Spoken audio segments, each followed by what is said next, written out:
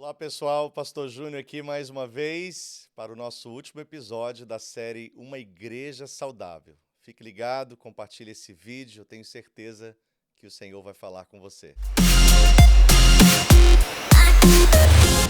É isso aí, chegamos ao último episódio da nossa série Uma Igreja Saudável e hoje eu quero falar de um tema que tem realmente ardido meu coração, que é sobre a confiança de Deus. O tema é: Deus confia em igrejas saudáveis. Eu quero tomar por base alguns textos bíblicos que nós iremos discorrer ao longo dessa breve ministração. O primeiro deles está em Filipenses, no capítulo de número 4, verso 17 até o 19, em que a Bíblia diz assim: Não que eu procure donativo, mas o que realmente me interessa é o fruto que aumente o vosso crédito. Recebi tudo e tenho em abundância. Estou suprido desde que Epafrodito me passou às mãos o que me veio da vossa parte como aroma suave, como sacrifício aceitável e aprazível a Deus. E o meu Deus, segundo as suas riquezas em glória, suprirá em Cristo Jesus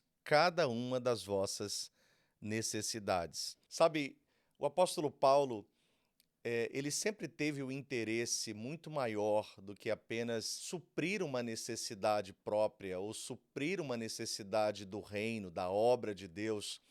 Ele sempre teve o cuidado e o zelo de ensinar e estimular as igrejas em que ele influenciava para que o Senhor pudesse confiar mais na vida de cada um deles. É muito fácil nós olharmos para Deus e falarmos: Senhor, eu confio em Ti. Claro, o histórico de Deus, aquilo que nós ouvimos como testemunhos, aquilo que nós já vivenciamos pessoalmente, aquilo que nós olhamos os relatos bíblicos e quanto e como Deus sempre foi fiel, como Deus nunca falhou, como Deus sempre foi pontual em suas atitudes, em suas palavras. É fácil confiar em alguém que tenha esse histórico. O difícil é confiar em alguém como nós, que sempre falhamos, que sempre decepcionamos, que na maioria das vezes tomamos decisões erradas, precipitadas, somos guiados por emoções, por sentimentos, enfim. Então, olhe bem esse contraste. Confiarmos em Deus não é o maior desafio, mas Deus confiar em nós.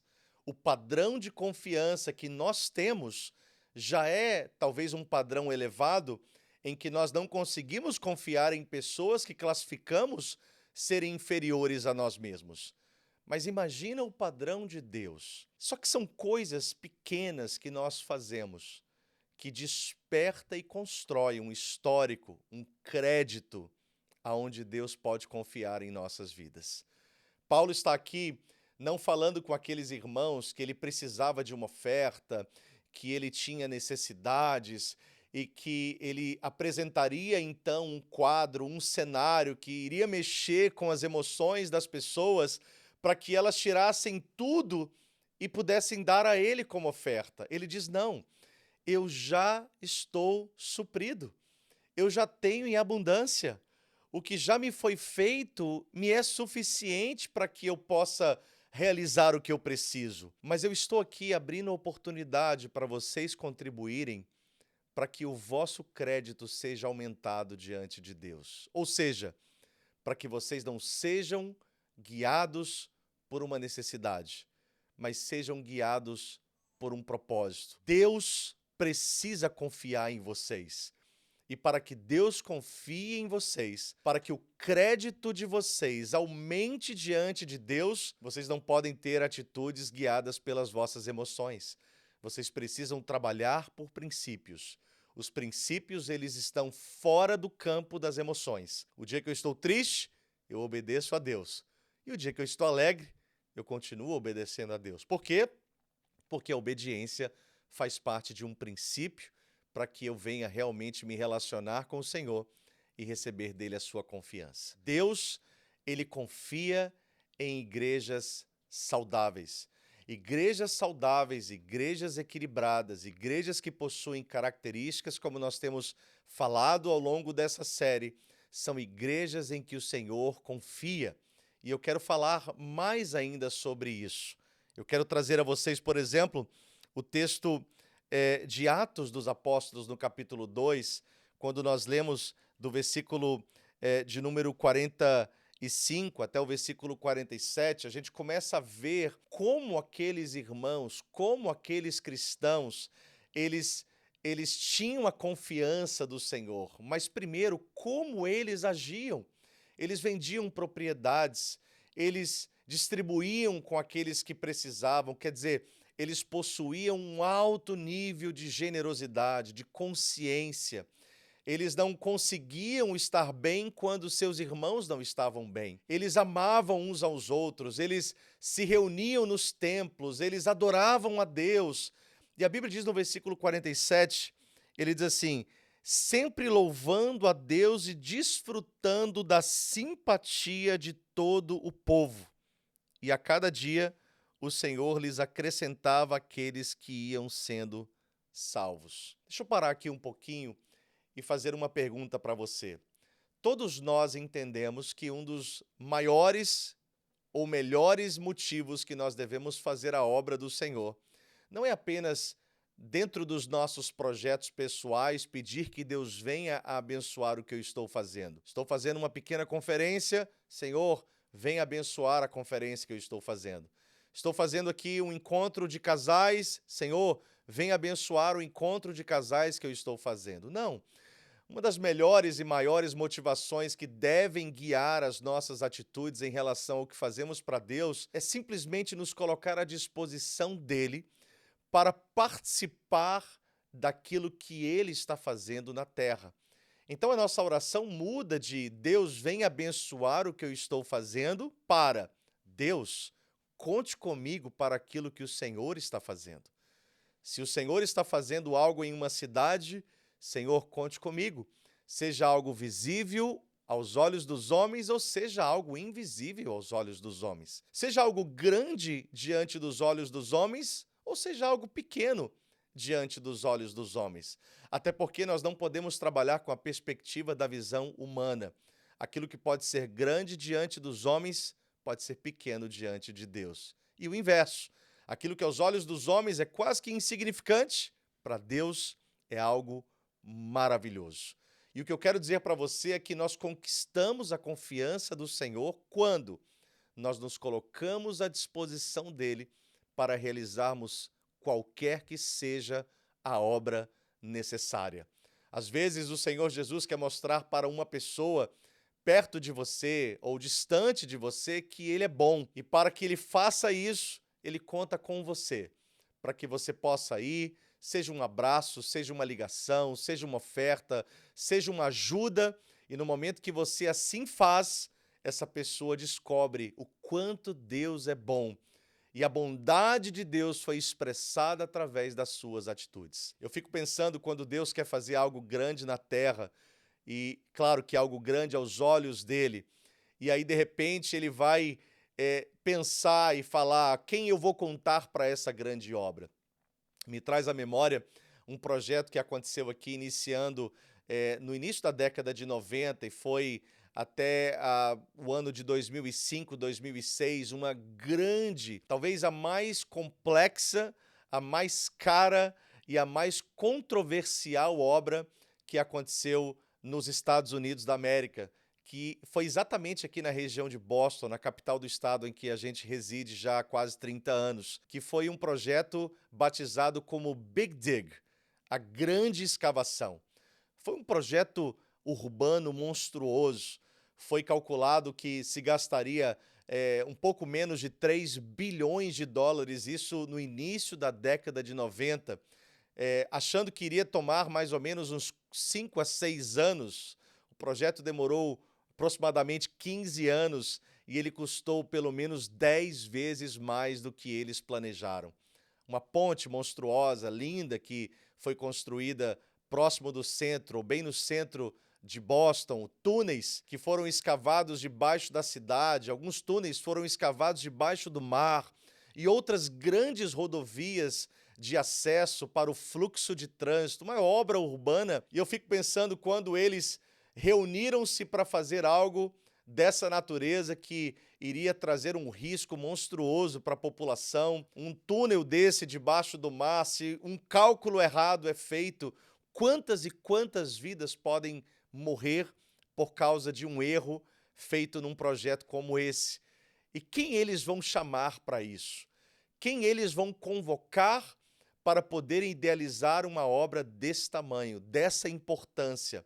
Assim eu vejo a obra de Deus. Existem muitas coisas na obra do Senhor em que Deus pode contar com todos, mas existem algumas coisas que Deus só conta com aqueles que ele confia. São níveis de confiança, são níveis de credibilidade. Como, por exemplo, você vai diante de uma instituição financeira, seja para ter um cartão de crédito, ou seja para ter um financiamento de carro, de casa, ou alguma outra transação financeira, e dependendo da sua condição de pagar, da sua condição de comprovar renda, da sua pontualidade com os seus compromissos, dependendo dessa leitura, é que é liberado o tamanho do crédito que você pode ter. E o que significa isso? Significa que a instituição financeira tem todo o valor que você precisa, mas talvez ela não vai colocar todo esse valor à sua disposição, porque vai depender da sua condição pessoal.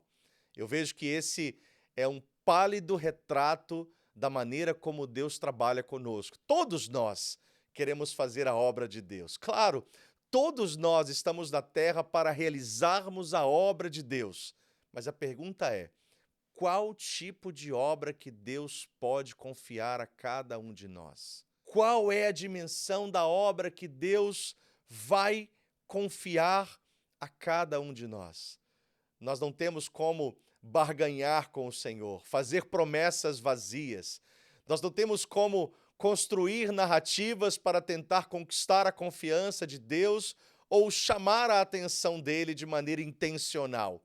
Eu confesso a você que uma igreja saudável, como nós temos falado, é uma igreja que cresce organicamente.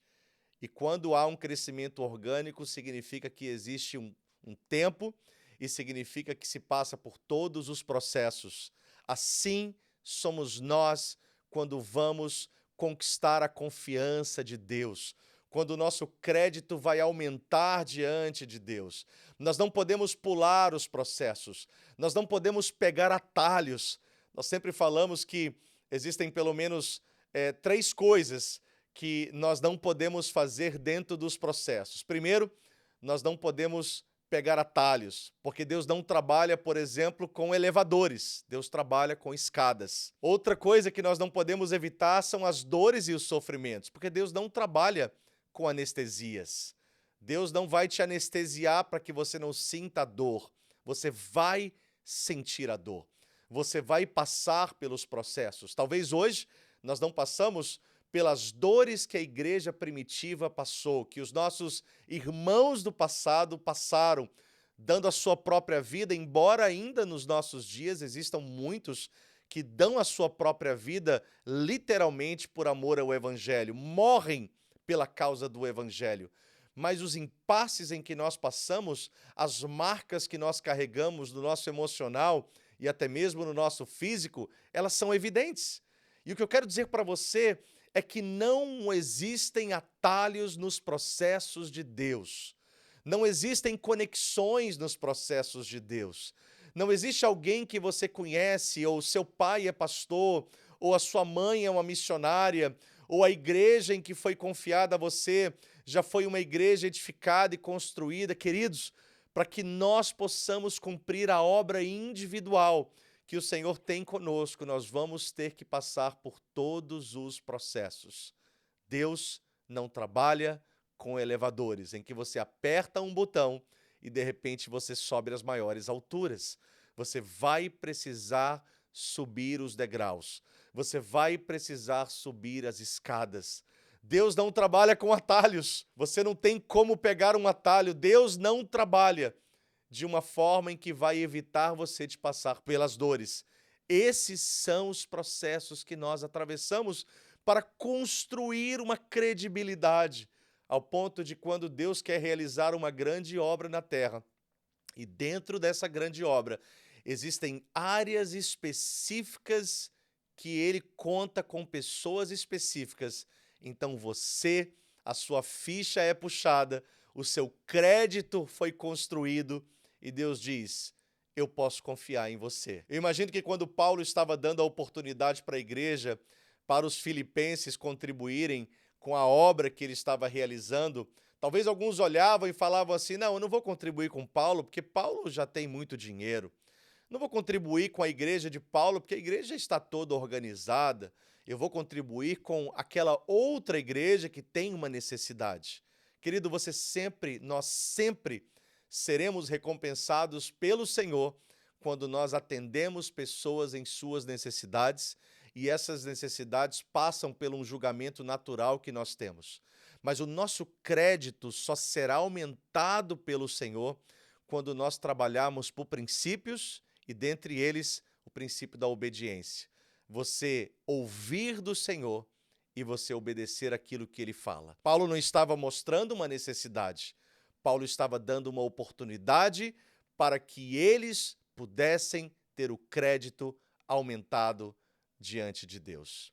No texto de Atos dos Apóstolos, no capítulo 2 e no término do versículo 47, a Bíblia diz que eles contavam com a simpatia do povo e cada dia o Senhor lhes acrescentava aqueles que iam sendo salvos.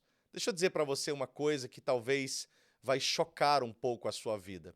Esse texto pode ser visto em perspectivas diferentes, mas o que eu quero apresentar a você é aquilo que eu acredito de todo o meu coração ser uma revelação autêntica do que Deus está falando aqui. As pessoas que ainda não alcançaram a salvação, que ainda não nasceram de novo, os não salvos, aqueles que o Espírito Santo ainda não habita neles, pois o Espírito Santo habita naqueles que alcançaram, que são salvos, pois o Espírito Santo é o selo da promessa.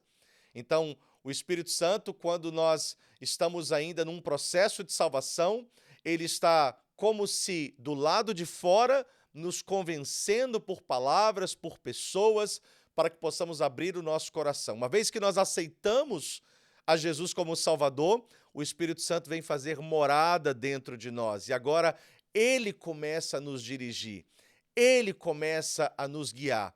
Quando somos cheios do Espírito Santo, agora então ele transborda nas nossas vidas. Então o Espírito Santo é conosco para a salvação, o Espírito Santo em nós para a santificação, para a nossa intimidade com Deus, o Espírito Santo sobre nós para a missão e a tarefa do ministério, seja pelos dons e seja por tudo aquilo que ele manifesta através das nossas vidas. Então veja, aqueles que ainda não alcançaram a salvação, nós precisamos ir atrás deles.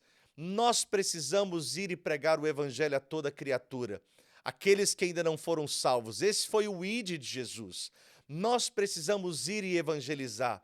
Nós precisamos ir e buscá-los para a presença de Deus. Porém, aqueles que já alcançaram a salvação, esses, Deus direciona eles. E Deus os direciona a lugares confiáveis. Uma família que conhece ao Senhor e que precisa de uma direção de Deus, você não precisa ir atrás dela. Você não precisa convidá-la para vir pertencer à sua igreja, porque o próprio Senhor direciona os seus filhos e filhas a lugares confiáveis. Pastor, como que o senhor pode falar isso comigo? O texto diz isso. Quando você olha assim, preste atenção, a Bíblia diz que aqueles crentes, aqueles irmãos que vendiam propriedades, eram generosos, amavam uns aos outros, estavam no templo, comiam e tinham tudo em comum, oravam, buscavam a Deus.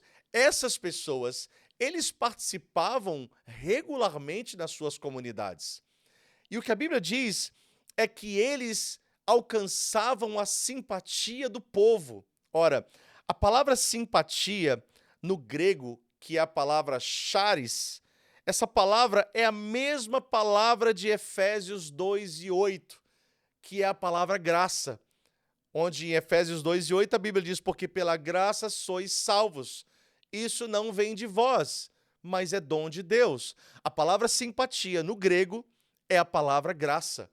A graça para a salvação é a mesma palavra de Efésios 2:8. O que o texto me mostra?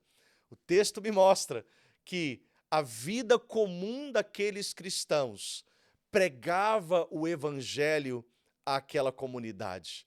E ao eles receberem a mensagem do evangelho, pelo estilo de vida daqueles cristãos, eles alcançavam a salvação, talvez ainda de forma inconsciente, e o Espírito Santo vinha habitar dentro deles, ao eles confessarem a Cristo e ao eles olharem a palavra e o testemunho daqueles cristãos, e agora o Espírito Santo vai direcioná-los, o Espírito Santo vai guiá-los. E para onde o Espírito Santo guiava eles? Guiava eles para a igreja, para aquela comunidade dos santos, para o lugar aonde Deus confiava. Nós precisamos ir para fora para trazer os perdidos, mas aqueles que são salvos, sejam pessoas que estão voltando para os caminhos do Senhor e fizeram seu concerto fora de uma igreja local, sejam pessoas que estão alcançando a salvação e que receberam a Jesus fora desse contexto de igreja, sejam pessoas que estão mudando de cidades, de países, ou até mesmo sejam pessoas em que o Senhor está transicionando de uma igreja para outra por causa de uma obra, de um propósito, de uma missão específica. Essas pessoas, nós não precisamos ir atrás delas, porque o próprio Senhor direciona essas pessoas para seus lugares confiáveis. E esses lugares são diversos, porque existem áreas específicas em que igrejas específicas conseguiram alcançar essa credibilidade com o Senhor.